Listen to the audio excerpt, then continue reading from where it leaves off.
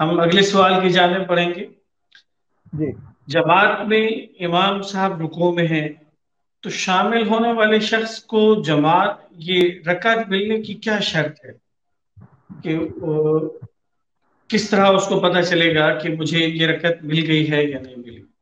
جی جی، یہ بھی آپ نے بہت اچھا سوال کیا۔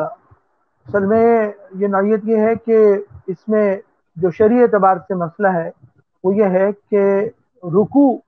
کی حالت جو ہوتی ہے وہ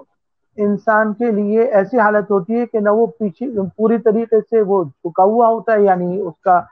قیام کی بھی کچھ حالت پائی جاتی ہے اس میں، اور جھکے ہونے کی بھی کچھ حالت پائی جاتی ہے۔ اسی لیے فقہاء کرام نے اور علماء نے لکھا ہے کہ رکوع کی حالت بین القیام والسجدہ ہے، نہ یہ پورا قیام ہے نہ یہ پورا جھکنا ہے اور سجدہ ہے، لیکن اس کو قیام کے قائم مقام قرار دیا جاتا ہے۔ آپ جانتے ہیں کہ قیام جو ہے وہ بنیادی رکن ہے نماز کا، تو جماعت کی نماز میں اصل تو یہی ہے کہ امام کے ساتھ قیام کی حالت میں جو مقتدی شریک ہو جائے گا تو اس کو رکعت مل جائے گی، کیونکہ وہ اس رکعت کے تمام ارکان میں امام کے ساتھ ہوگا۔ وہ قیام میں بھی امام کے ساتھ ہوگا، وہ رکوع میں بھی امام کے ساتھ ہوگا، وہ سجدتین میں بھی امام کے ساتھ ہوگا، دونوں سجدوں میں۔ لیکن اگر کسی کا قیام چھوٹ گیا امام سے اور وہ مسجد میں اس وقت میں پہنچا کہ امام صاحب رکوع کے اندر ہیں، تو رکوع کی حالت چونکہ قیام کی بھی کچھ حالت کے مشابہ ہے، تو اس بنا پر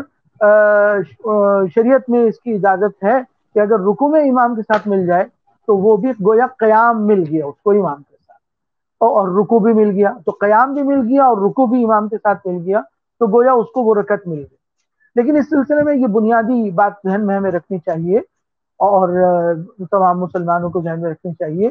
کہ اس کے لیے بنیادی شرط یہ ہے کہ امام کے ساتھ رکوع میں اس وقت شامل ہو جائیں کہ رکوع میں شامل ہونے کے بعد یعنی اپنی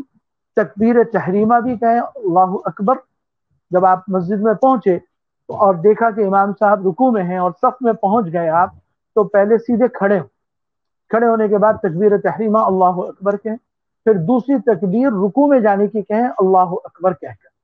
پھر اللہ اکبر کہہ کے جب رکوع میں چلے گئے تو رکوع میں جانے کے بعد پھر ایک مرتبہ کم از کم سبحان ربی العظیم پڑھ لیں، یا کم از کم اتنا وقت گزر جائے کہ جتنے دیر میں ایک مرتبہ سبحان ربی العظیم پڑھا جا سکتا۔ تو اگر یہ پورا دورانیہ مل گیا رکوع میں امام کے ساتھ، اور امام نے اس دوران اللہ اکبر کہہ کر سمع اللہ لمن حمدہ کہہ کر قومے کی طرف نہیں گئے، تو مقتدی کو وہ رکعت مل گئی۔ ہم یہ دیکھتے ہیں کہ بعض اوقات اس طرح ہوتا ہے کہ کوئی مقتدی مسجد میں آئے، امام صاحب رکوع کے اندر ہیں، وہ تیزی کے ساتھ رکعت پانے کے لیے دوڑتے ہوئے گئے،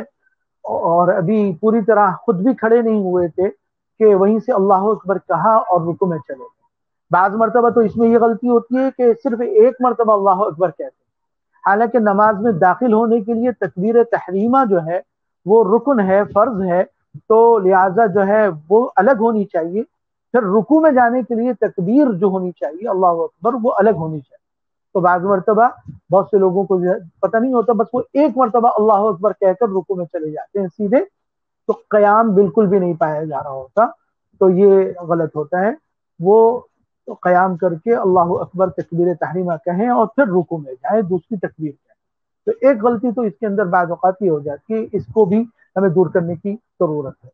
اور دوسری جو وہ ہوتی ہے کہ بعض اوقات یہ سمجھا جاتا ہے کہ بس امام کے ساتھ ہم رکوع میں پہنچ گئے تو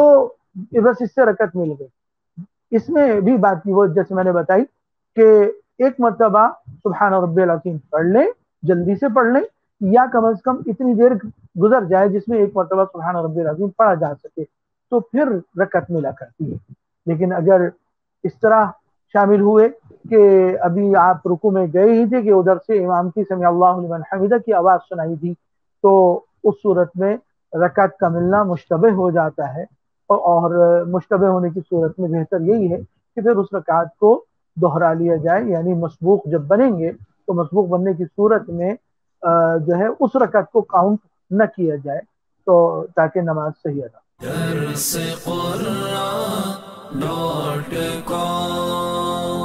www.darsequran.com